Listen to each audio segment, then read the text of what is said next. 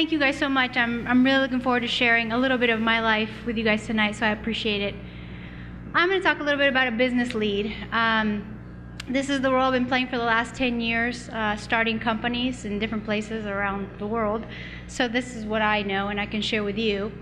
A little bit about me. I'm one of the founders and founding members of Singularity University, and I'm also now the founder of a new company that we're launching this August, which is very exciting, called Women TheFrontier, and I'll tell you a little bit more about that in a minute.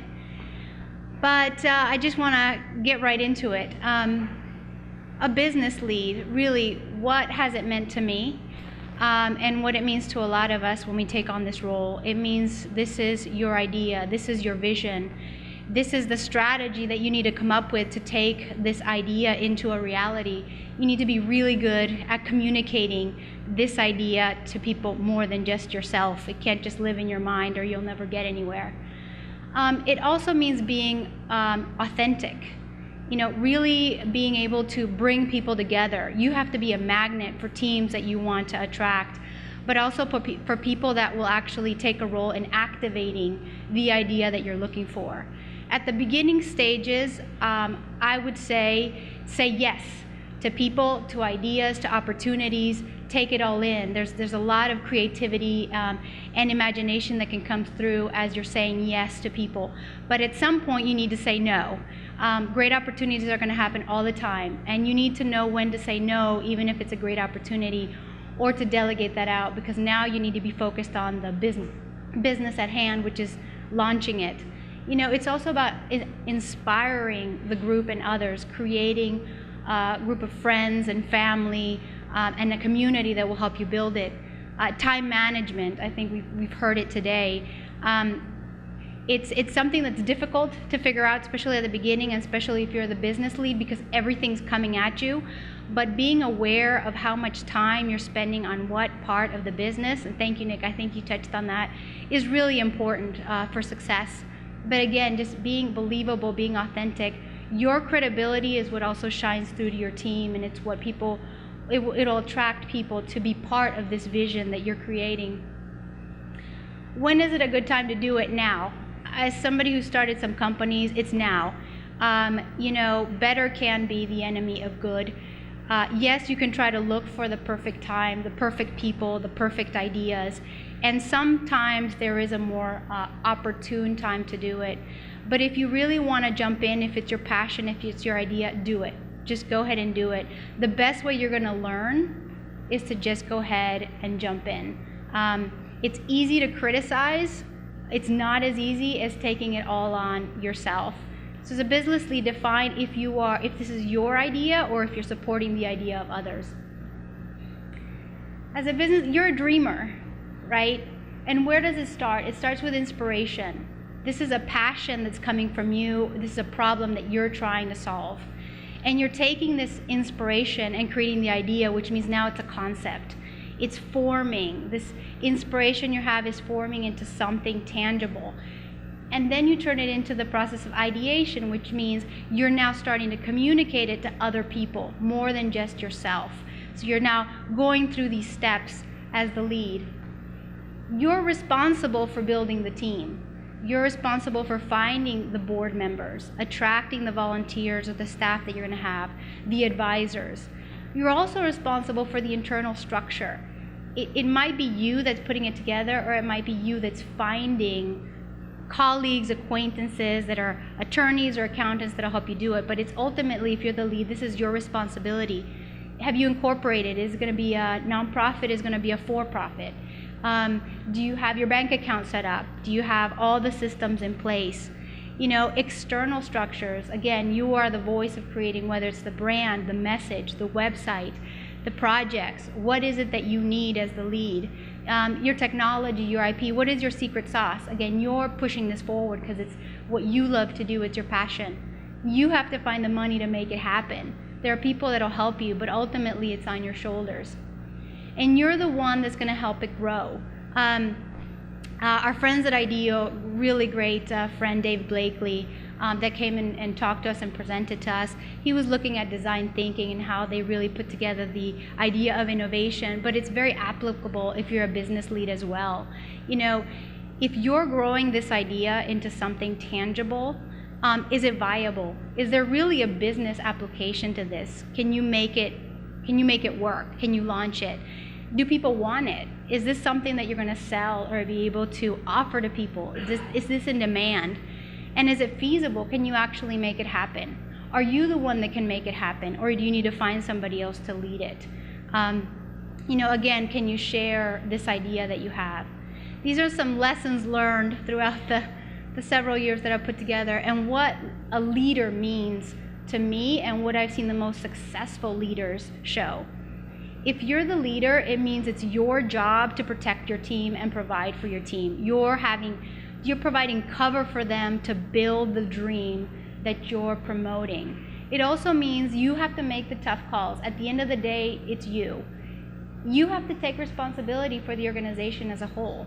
And you carry the load every day. And you're working 3-5 times as hard as everybody else, because at the end of the day, this is your load that you're carrying. This is your initial vision, your initial inspiration. But it also means that you get to steer the ship, you get to celebrate, you get to play when things are going great. You choose the team, you choose the design, you set the tone of the culture of this company you're trying to build. You get to choose which t-shirt is going to be your company t-shirt. So I think it's fantastic being the lead, but there's always a balance. I love Star Wars, so and this is just a fantastic quote from Yoda, right? That it's like, either do or don't do it. And as a leader, if you're going to launch your startup, if you're going to start a company, you just got to do it. There's no halfway gray zone. You have to just jump in. For those of us, and I know a lot of people here that have started companies, you know that it took you to jump in, get your feet wet, take a big leap, lots of wonderful learning opportunities to better understand how to then take your next company. John touched upon really the process of all his startups and iterations, and it's not an overnight success. If you're part of any company that's done really well, most of these companies means they've taken years of processing, ideation, working through beta to get it to the success that you want. Part of my past, again, Singularity University, this is now in its 5th year. It's based at NASA in Silicon Valley. We launched at TED in 2009. Our vision was to bring together a next generation of leaders, put them in mentorship and pairing with the current pioneers of today in all these amazing technologies, robotics, artificial intelligence, gene therapy, the environment, but really ask them to impact 1 billion people in 10 years, whether that's through a design idea or a new startup. And it's just been a fantastic community that went from idea to team to now full launch in months, but then now in our 5th year. What I'm working on now is called Women at the Frontier, and I'm launching that strategically from Atlanta, from Georgia, and it's going to be live as of August of 2013. And I just want to ask my team who's here to please stand up. I know I'm going to embarrass you, but Linda, Taylor, Dalen, Scott, and I know there's several others. Stand. Thank you for letting me embarrass you. Sit. And the reason I say that is because now I want to take that theory that we talked about to this reality, because we are starting this company now. And so this was initially a vision I had. And where did my inspiration come from? I grew up in Honduras, and I've had a great opportunity to look at different sides of life, innovation and technology is what I've been involved in global grand challenge and impact in the last decade. But I'm so inspired by all of these individuals. We use Google, we use Facebook, we use Twitter. Who doesn't love Apple, Intel, all these giants? We've had incredible historic pioneers and game changers in science and tech. Edison, Einstein, humanitarians, Mandela, Gandhi. Who doesn't go to Disney, the first man on the moon? Where are the women, right? That we all collectively are inspired by, that we all say these are the game changers too, that represent us. So that's what inspired me to say, you know what, where is that peer-to-peer community of game changers just like the guys?